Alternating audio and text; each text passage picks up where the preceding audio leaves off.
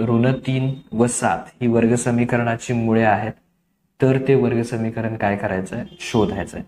हे सोडवताना काय करायचं, तर समजा अल्फा व बीटा ही वर्ग समीकरणाची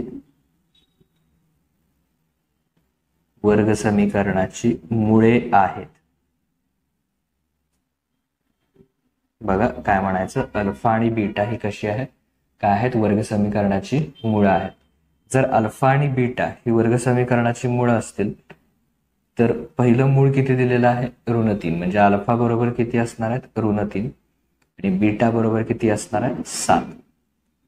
मग आता वर्ग समीकरण शोधताना पहिली गोष्ट काय करायची, तर अल्फा अधिक बीटा शोधायचं. म्हणजे ऋण 3 अधिक 7 हा पहिल्यांदा शोधायचा व अल्फा गुणिले बीटा शोधायचं. म्हणजे ऋण 3 गुणिले 7. बघा एकदा अल्फा अधिक बीटा आणि एकदा अल्फा गुणिले बीटा. मग आता अल्फा अधिक बीटा बरोबर चिन्ह भिन्न असल्यास काय करावं, वजाबाकी. म्हणजे 7 वजा 3 किती येणार आहे, 4. आणि मोठ्या संख्येचं चिन्ह धन, म्हणजे आहे तसंच ठेवायचं ते.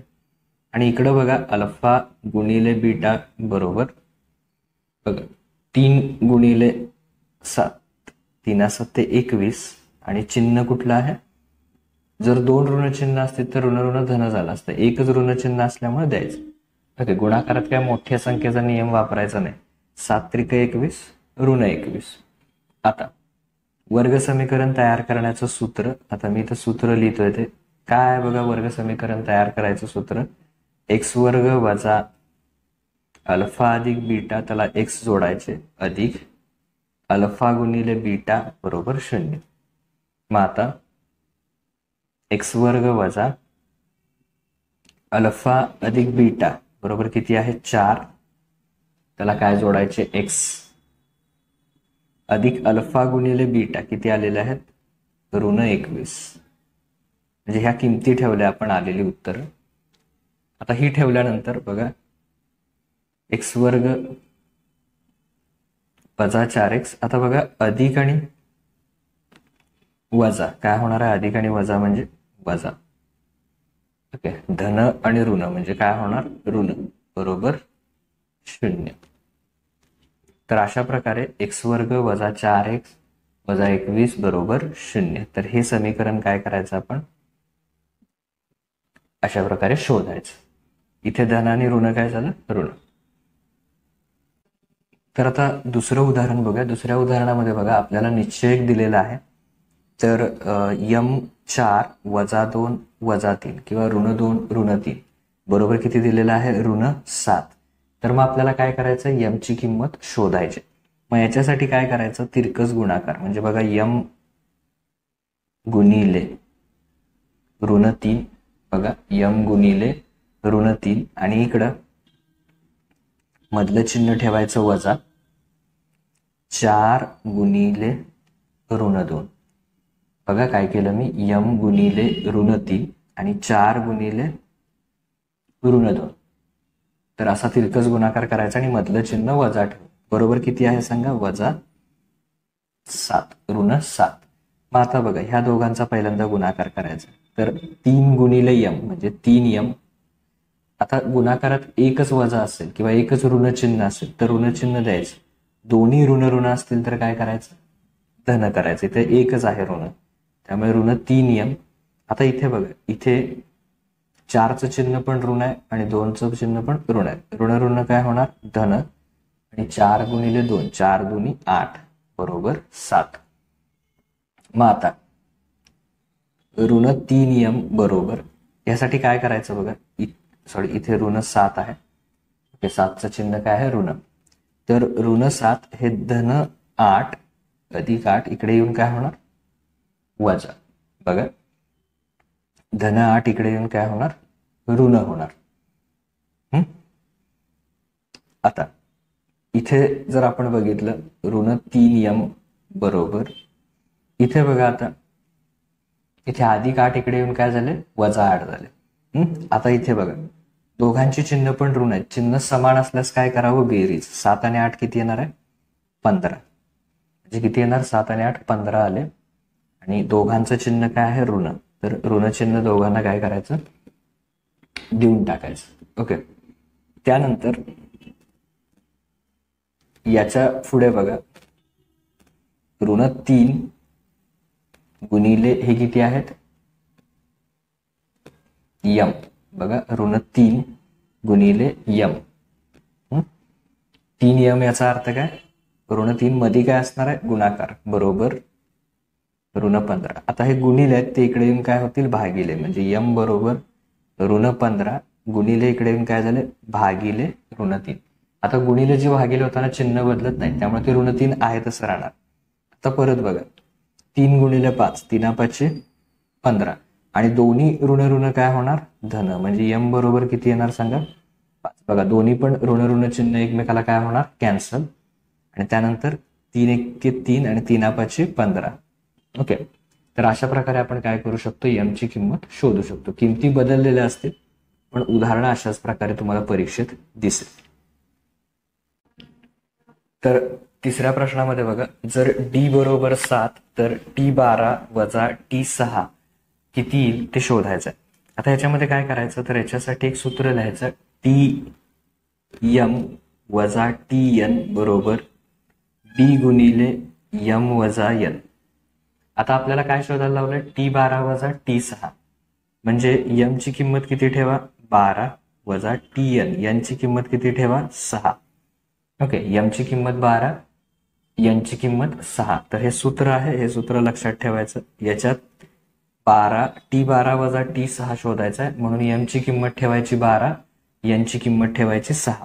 आता D ची किंमत किती ठेवायची बघा, 7 गुणिले M किती ठेवलाय आपण, 12 वजा N ची किंमत किती ठेवायची, 6. तर हे सूत्र तुम्हाला उपयोगी पडेल उदाहरण पटकन सोडवण्यासाठी. मग आता बघा पुढे, 7 गुणिले आधी 12 गुणिले 6 म्हणजे 12 वजा 6 म्हणजे किती येणार आहे, 6. तर बघा, T12 वजा T6 बरोबर 7 गुणिले 6 किती येणार आहे, 7 42. म्हणजे याचं अचूक उत्तर किती येणार आहे सांगा, 42. त्यासाठी तुम्हाला हे सूत्र लक्षात असणं गरजेचं आहे. तर आता आपण प्रश्न क्रमांक 4 बघूया. प्रश्न क्रमांक 4 मध्ये बघा, जर NA बरोबर 7, PA बरोबर 1/3 तर NS किती येतोय तो शोधायचा आपल्याला. तर याच्यासाठी काय करायचं, PA म्हणजे A ची संभाव्यताचं सूत्र लिहायचं. तर A ची संभाव्यताचं सूत्र काय आहे, NA/NS.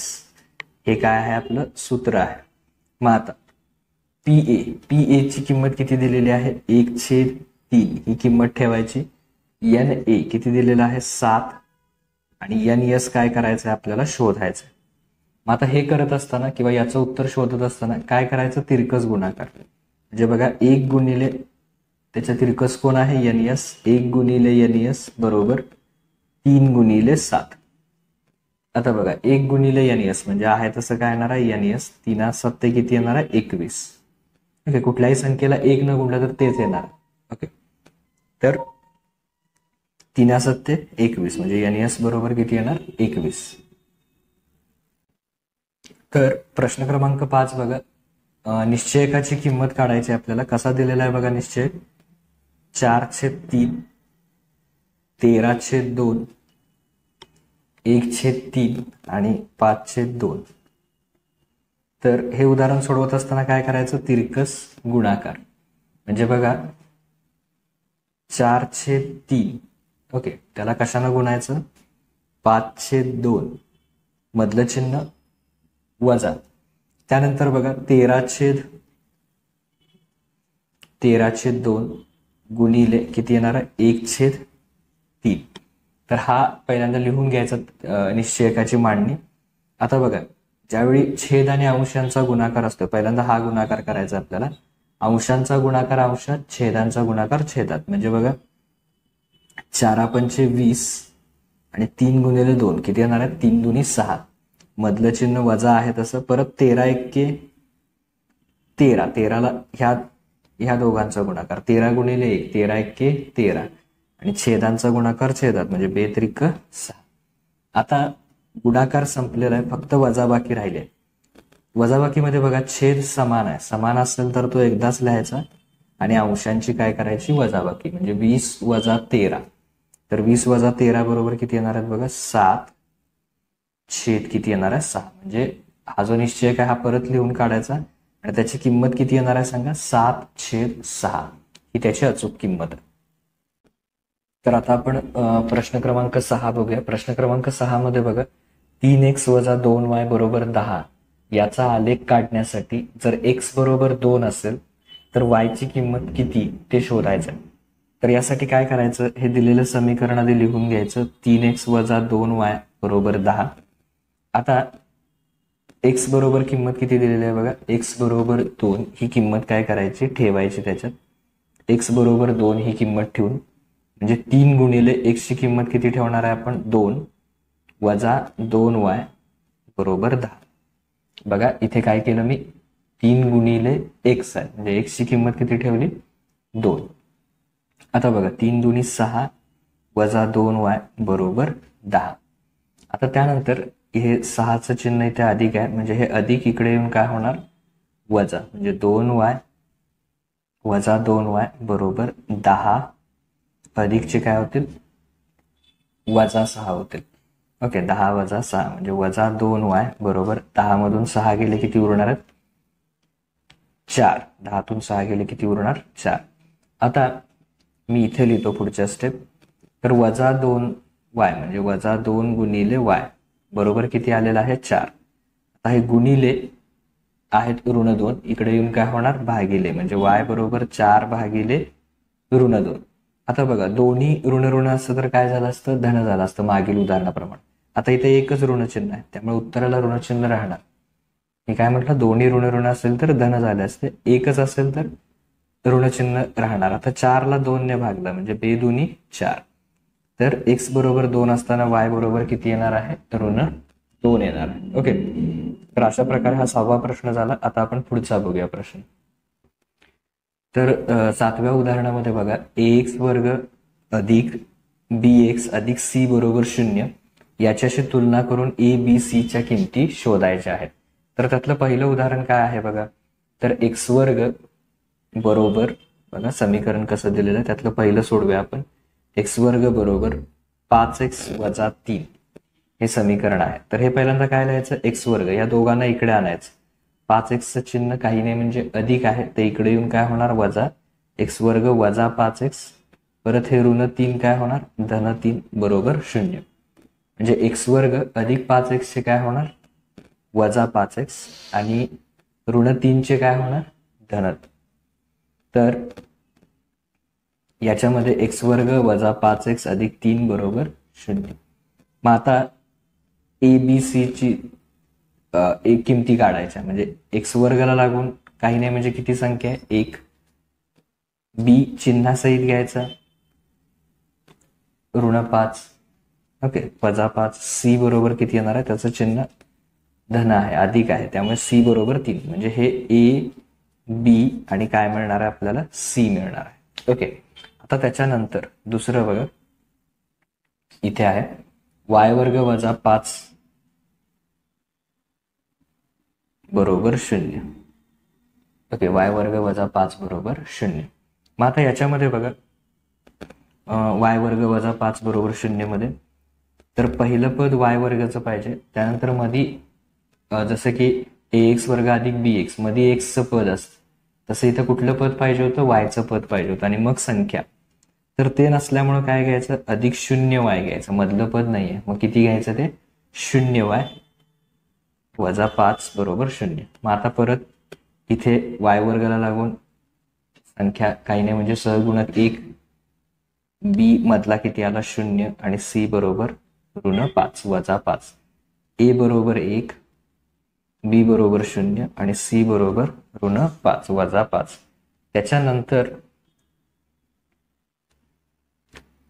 त्याच्यानंतर तिसरं उदाहरण बघूया p वर्ग वजा 5p बरोबर 0.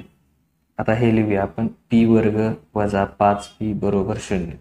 तर याच्यामध्ये काय बघा पहिलं पद आहे p वर्गचं वजा 5p आहे, पण शेवटी जी संख्या असते किंवा स्थिर पद असतं तर ते इथं नाही आहे. तर ती संख्या नसल्यामुळे किती घ्यायचं अधिक 0 बरोबर पुढे 0. मग आता बघा ए ची किंमत किती येणार आहे 1.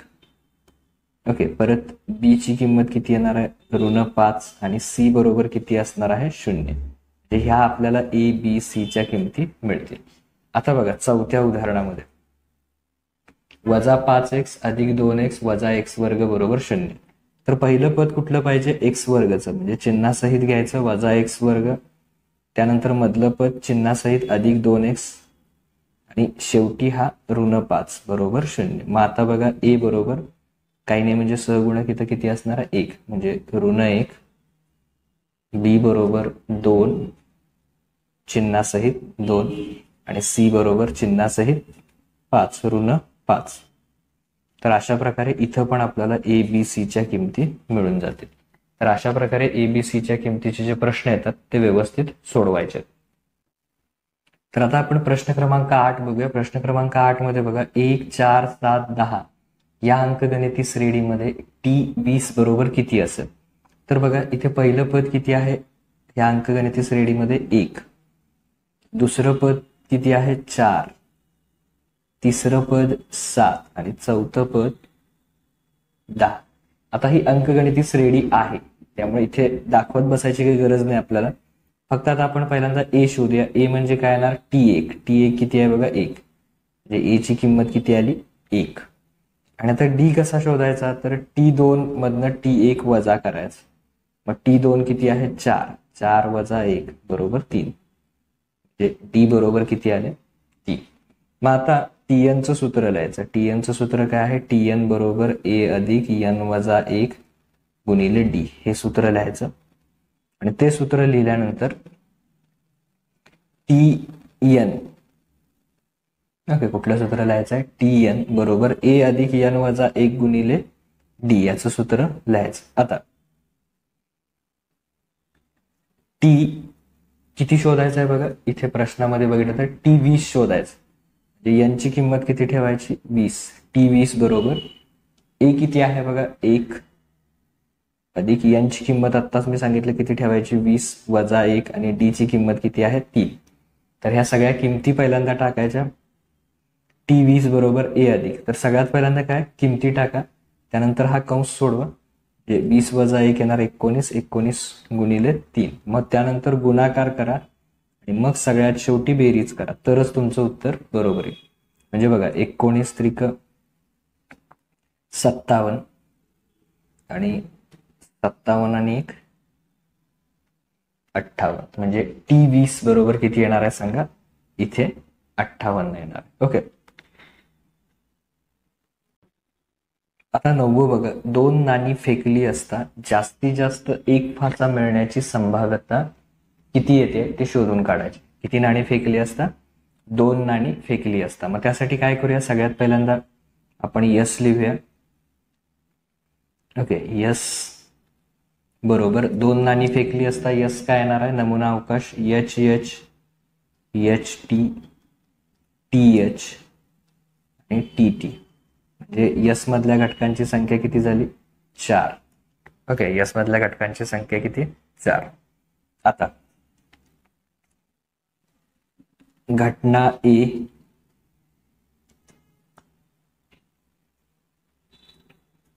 जास्तीत जास्त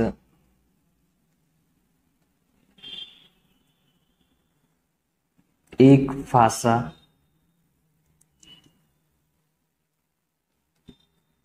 मिळणे. ए ही घटना काय आहे जास्तीत जास्त एक फासा मिळणे. मग एक फासा जास्तीत जास्त एक म्हणजे किती, तर जास्तीत जास्त एक म्हणजे 4 जास्तीत जास्त एक म्हणजे एक तर नसले तरी चालतील, म्हणजे 0 असले तरी चालतील किंवा 1च्या पुढे असून चालणार नाही. म्हणजे ए मध्ये कोण कोण येणार बघा, इथे बघा 2 आहेत, तर जास्तीत जास्त किती पाहिजे 1, म्हणजे एक तर नसला तरी चालतोय किंवा 1, त्यामुळे हे येणार नाही त्याच्यामध्ये. ओके, परत एच टी याच्यामध्ये 1 आहे त्यामुळे हा येणार एच टी.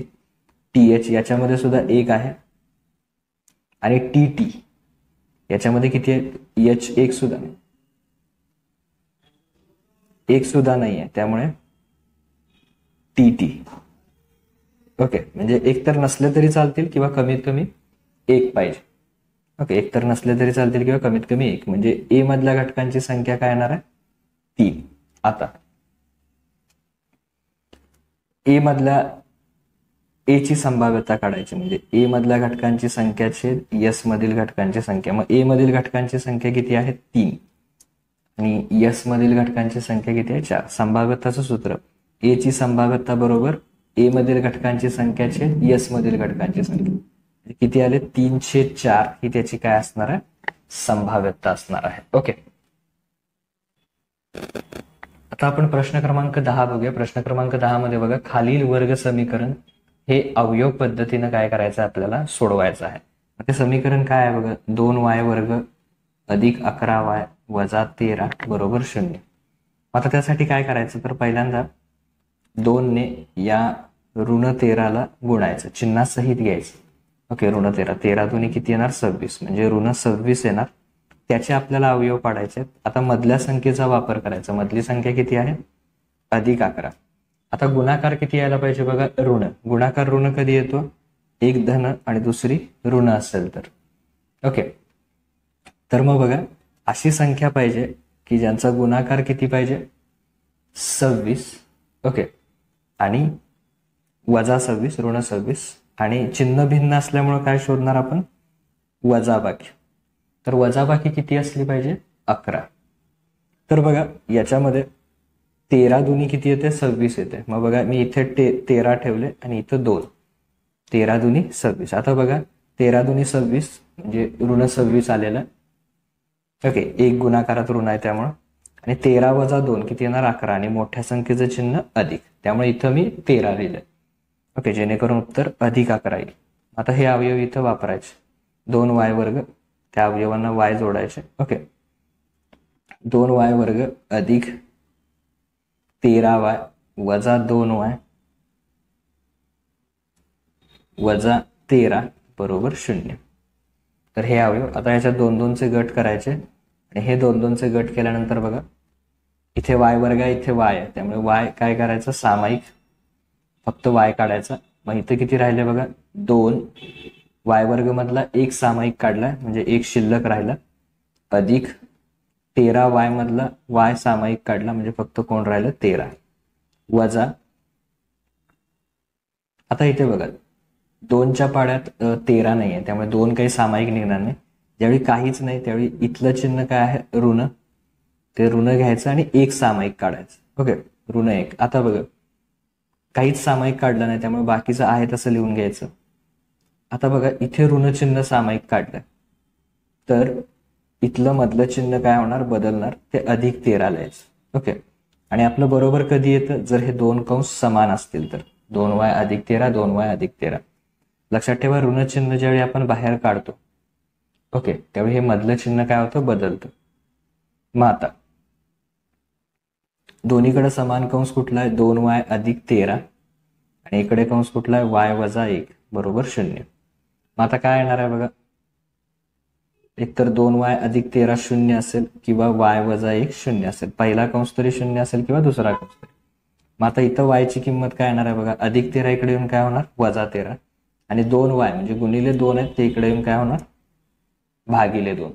ओके, अधिक 13 चे वजा 13 झाले, 0 वजा 13 म्हणजे वजा 13 आणि त्याला 2 गुणिले आहेत ते इथे येऊन काय झाले भागिले. आता इथं बघा इथं सोपं आहे, ऋण 1 इकडे येऊन काय होणार धन, 0 अधिक 1 म्हणजे किती येणार 1.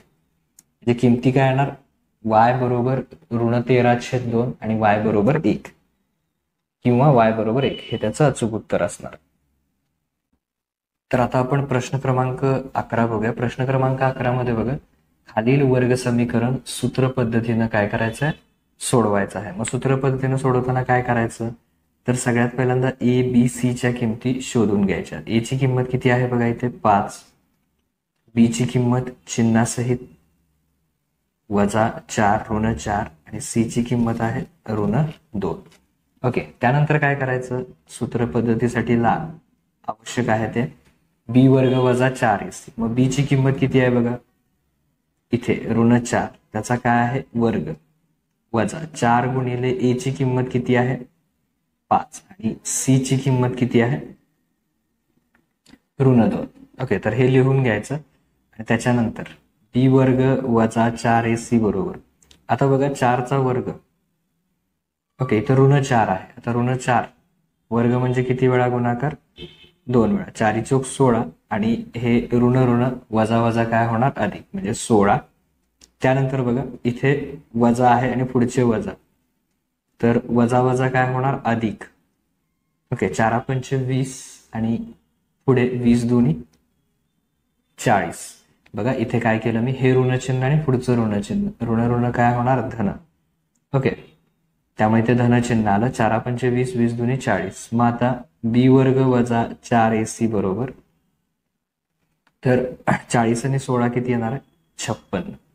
आता काय करायचं बघा, सूत्र पद्धतीमध्ये आपल्याला वर्गमूळ लागतं, त्यामुळे दोन्हीकडे वर्गमूळ घ्यायचं, वर्गमूळ घेऊन तर इकडे सुद्धा आपण वर्गमूळ घेऊया, म्हणजे बी वर्ग वजा 4ac वर्गमूळ बरोबर 56चं वर्गमूळ. आता 56 हा कोणाचाही वर्ग नाही आहे, त्यामुळे त्याचं वर्गमूळ मिळणार नाही. मग त्यासाठी काय करायचं, त्याची फोड करायची, 14 गुणिले 4, 14 चौक 56. मग आता बी वर्ग वजा 4ac वर्गमूळ, आता इथे बघा 4, ओके 4 हे 2चा वर्ग 4, मग 4चं वर्गमूळ किती येणार 2 आणि आत कोण राहणार वर्गमुळात 14. ओके आता सूत्र पद्धत वापरायची, सूत्र वापरून, ओके तर सूत्र काय आहे, यम बरोबर, ओके वर्ग समीकरण कशामध्ये आहे यम मध्ये, तर आपल्याला यम शोधायचं, तर तो यम बरोबर काय असतो, सूत्र वजा बी अधिक वजा बी वर्ग वजा 4ac छेद 2 गुणिले ए म्हणजे बरोबर. आता इथे बघा वजा बी ची किंमत किती आहे बघा वजा 4 किंवा ऋण 4, तर इथे लिहूया ऋण 4 अधिक वजा बी वर्ग वजा 4ac वर्गमूळ किती आलेलं आहे 2 वर्गमुळात 14 छेद 2 गुणिले ए ची किंमत किती आहे बघा 5, 2 गुणिले ए ची किंमत 5. मग आता यम बरोबर हे ऋण ऋण काय होते दोन्ही मिळून धन होतील, 4 असं चिन्ह येणार, ऋण ऋण धन होणार, 4 आले अधिक वजा 2 वर्गमुळात 14 आणि आता बघा 2 गुणिले 5 म्हणजे 2 पंचे 10. आता काय करायचं बघा, यांच्यामध्ये 4 2 आणि 4 आहे, ओके तर ह्या दोघांमधनं किती सामायिक घ्यायचे 2 सामायिक घ्यायचे, 4 मधनं 2 सामायिक घेतले म्हणजे 4 ला कितीने भागायचं 2 ने, ओके तर 4 मधनं 2 सामायिक घेतल्यामुळं कितीने भागायचं 2 ने म्हणजे 2 दुनी 4. आता बघा याच्यातला 2 वर्गमुळात 14 आहे, त्यातला 2 काय घेतला सामायिक, म्हणजे काय राहिलं फक्त वर्गमुळात 14, ओके 2 सामायिक घेतलेला आहे, 4 मधनं 2 सामायिक घेतले 2 राहिले, सामायिक म्हणजे भागायचं आणि परत 2 वर्गमुळात 14तनं 2 सामायिक घेतले म्हणजे फक्त कोण राहिले वर्गमुळात 14, मध्ये अधिक वजा भागिले 10. आता बघा 2 एक्के 2 आणि 2 पंचे 10. आता इथं 1 न काही फरक पडणार नाही, त्यामुळे 2 अधिक वजा वर्गमुळात 14 छेद 5 आले. ओके आता बघा यम बरोबर एकदा मध्ये चिन्ह काय घ्यायचं अधिक म्हणजे 2 अधिक वर्गमुळात 14 छेद 5 किंवा यम बरोबर 2 वजा वर्गमुळात 14 छेद 5. यात तुमच्या यमच्या काय येणार आहेत 2 किमती येणार आहेत. तर अशा प्रकारे ते काय करायचं सोडवायचं. तर आता आपण पुढील प्रश्न बघूया. प्रश्न क्रमांक 12. खालील एक सामायिक समीकरण क्रेमरच्या पद्धतीने आपण काय करायचं आहे सोडवायचं आहे. तर यासाठी काय करायचं तर दिलेले 2 समीकरण जे आहेत ओके 2x वजा 5y बरोबर ऋण 37 याला क्रमांक 1 दिला आणि 3x अधिक 4y बरोबर 2 याला क्रमांक 2 दिला. आता हे 2 क्रमांक दिल्यानंतर काय करायचं बघा इथे तर इथे असे क्रमांक द्यायचे 1 2 आणि 3. ओके लक्षात ठेवा पहिलं पद x पाहिजे, दुसरं y आणि संख्या पलीकडे पाहिजे. जर इकडे असेल तर ती इकडे आणायची आणि त्याच्यानंतर 1 2 3 असे क्रमांक द्यायचे. आता डी कसा शोधायचा बघा तर डी शोधण्यासाठी मी ट्रिक सांगतो. तर 1 आणि 2 म्हणजे 1 आणि 2च्या खाली संख्या 1च्या खाली कोण कोण आहे तर 2 3 आणि 2च्या खाली कोण कोण आहे -5 आणि 4 म्हणजे डी साठी कुठली ट्रिक वापरली आपण? 12 1 2. ओके. तसंच dx शोधताना काय करायचं? dx बरोबर 32 वापरायचं. 32 म्हणजे 3 आणि 2च्या खालील संख्या. मग 3च्या खालील संख्या कुठली आहे बघा? -37 2. ओके, -37 आणि 2 आणि 2च्या खालील संख्या -5 आणि 4. -5 आणि 4. तर हे dx झालं 12 32 आणि dy साठी वापरायचं 13. तर dy साठी 13 कसा वापरायचा बघा? 1च्या खालील संख्या 2 3 आणि -37 आणि 2 म्हणजे 2 3 -37 आणि 2 2 3 आणि -37 2. कुठला नियम वापरला? 13. मग आता हे तिन्ही पण सोडवूया आपण. तर डी बरोबर बघा 2 गुणिले किती येणार? 4. मधलं चिन्ह वजा आणि परत हे -5 गुणिले 3. तर बघा इथे 2 गुणिले 4 म्हणजे किती येणार बघा? 4 दुनी 8 येणार आणि हे ऋण काय होणार? धन वजा वजा अधिक आणि 5 त्रिक किती येणार? 15. सॉरी 5 त्रिक 15. मग आता 15 आणि 8 म्हणजे डी बरोबर किती येणार सांगा? 23. तर अशा प्रकारे डी ची किंमत आपण शोधून काढायची. त्यानंतर बघा इथे -37 गुणिले 4 मधलं चिन्ह वजा -5 गुणिले 2. आता ह्याच्यात बघा 37 गुणिले 4 आधी करूया. 7 चोक 28. ओके, 2 येणार. त्यानंतर 4 त्रिकम 12 12 आणि 2 14 आणि इथं गुणाकारात एक ऋण चिन्ह असेल तर ऋण येणार. ओके, ऋण 148 आणि आता इथे बघा वजा वजा काय होणार आहेत? अधिक म्हणजे मधलं चिन्ह अधिक झालं आणि 5 दुनी 10. आता dx बरोबर बघा इथं चिन्ह भिन्न आहेत म्हणजे काय होणार? वजाबाकी. तर बघा 148 मधून 10 गेले म्हणजे किती उरणार आहेत? 138 आणि मोठ्या संख्येचं चिन्ह कुठलं येणार आहे? ऋण. ओके, यात मोठी संख्या कुठली आहे? 138, त्यामध्ये असं चिन्ह ऋण. तर अशा प्रकारे dx बरोबर किती येणार आहे? वजा 138. आता बघा परत इथे तिरकस गुणाकार म्हणजे 2 गुणिले 2 परत इकडं वजा -37 गुणिले 3. आता बघा 2 गुणिले 2 बेदुनी किती येणार आहे? 4. हे ऋण काय होणार? धन होणार आणि परत 37 न कितीला गुणायचं आहे? 3 ला. ओके, म्हणजे बघा 3 7 21 / 2. त्यानंतर 3 त्रिक 9 9 आणि 2 11. मग 100 बघा आता 111 आणि 4 किती येणार आहे? dy बरोबर 115. तर ह्या सगळ्या किमती आपल्याला मिळालेल्या आहेत. आता सगळ्यात पहिल्यांदा काय करायचं? x बरोबर काय येणार आहे? dx/d. एक्सचं सूत्र काय असतं? क्रेमर पद्धतीने. थोडक्यात लिहितो मी क्रेमर पद्धतीने. तर dx/d. मग dx किती आलाय बघा? ऋण 138 आणि डी किती आलेला आहे? 23. ओके, आता बघा इथे आपण मी तुम्हाला कच्चं करून दाखवतो. 23 गुणिले 6 केलं तर किती येणार आहे बघा? 3 संग 18 / 1 6 दुनी 12 आणि 13 म्हणजे 23 सख्ख 118. म्हणजे x ची किंमत किती येणार आहे सांगा? ऋण 6 आणि y बरोबर dy/d. मग dy किती आहे? 115. डी आत्ताच वापरलाय किती आहे? 23 बरोबर. आता बघा 23 गुणिले 5 केले आपण. 5 त्रिक 15 / 1 5 दुनी 10 आणि 11 म्हणजे 115. म्हणजे 23 पंचे 115 म्हणजे x ची किंमत किती आली सांगा? ऋण 6 आणि y ची किंमत 5. म्हणून शेवटी लिहायचं उकल बरोबर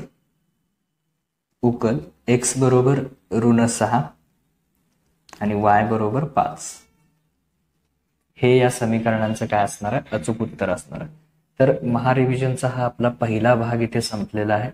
आता उद्या आपण